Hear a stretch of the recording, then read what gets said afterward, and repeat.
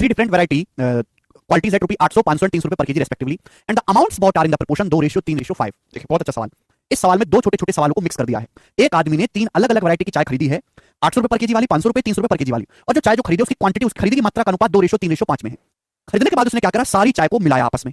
खरीदने के बाद अलग अलग टाइप की चाय खरीदी, अलग अलग क्वांटिटी, फिर मिलाने के बाद सारी चाय को एक जगह मिक्स कर लिया। मिक्स करने के बाद उस मिक्सचर का छठा हिस्सा 700 रुपए पर केजी के हिसाब से बेचा। तो आपसे पूछा मूल्य इंडियन रुपीस पर केजी में क्या है जिस पर उसे बाकी चाय बेचनी चाहिए 50% का टोटल प्रॉफिट कमाने के लिए, बाकी चाय को कितने परसेंट के लाभ पर बेचना चाहिए। तो बच्चों सबसे पहले आप मुझे बताओ कि जो मिक्सचर बनेगा उस मिक्सचर का सीपी कितना होगा, पहले तो आप मुझे बताओ। और इस बात का ध्यान रखिएगा कि मिक्सचर का सीपी निकालने के लिए आपको डाटा को बोर्ड पे लिखने की जरूरत नहीं है, इतना इजी डाटा है।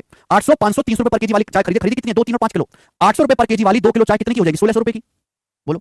500 रुपए पर केजी वाली 3 किलो चाय कितनी की हो जाएगी, 1500 रुपए की। बोलिए।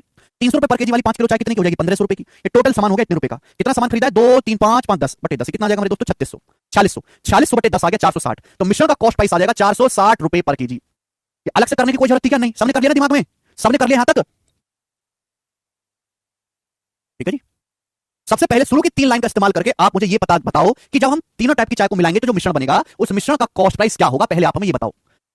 वेटेड एवरेज से निकाला भाई, 3 टाइप की चाय को मिलाया, 2, 3, 5 के रेशियो, प्राइस कितना है, 800, 500, 300, फटाफट करो, लिखने की जरूरत नहीं है। कितना हो गया, 1600, 1500, 1500, 4600, 4600 में कितनी चाय मिली, टोटल 10 किलो, 40 बटे 10 यानी कि 460 रुपए पर केजी। एक सेकंड में आ गया, आप बोलोगे हाँ जी सर, लेकिन सवाल इसके आगे शुरू होता है। अब यहां तक सवाल का मुझे अब इससे कोई लेना देना नहीं, इससे आगे मेरे दोस्त अगला ही सवाल बना दिया इसने, अगला ही सवाल बना दिया। अब ये जो उसने सारी चाय को मिलाकर जो उसने मिक्सचर बनाया है, सारी चाय को मिलाकर जो उसने मिश्रण बनाया, इस मिश्रण का छठा भाग 700 रुपए पर केजी के हिसाब से बेचता है। मिश्रण का छठा भाग का मतलब 1/6, यानी कि सपोज अगर 6 किलो मिश्रण बनाया ना, 6 किलो मिश्रण, तो 6 किलो में से 1 किलो उसने बेचा है 700 रुपए पर केजी में, 1 किलो मिश्रण का 6th भाग बेचा है 700 रुपए पर केजी में, 1/6 मिश्रण, 1/6, यानी कि अगर टोटल मिश्रण 6 बनाया ना तो 6 में से 1 बेचा 700 रुपए पर केजी में, तो बचा कितना, 5।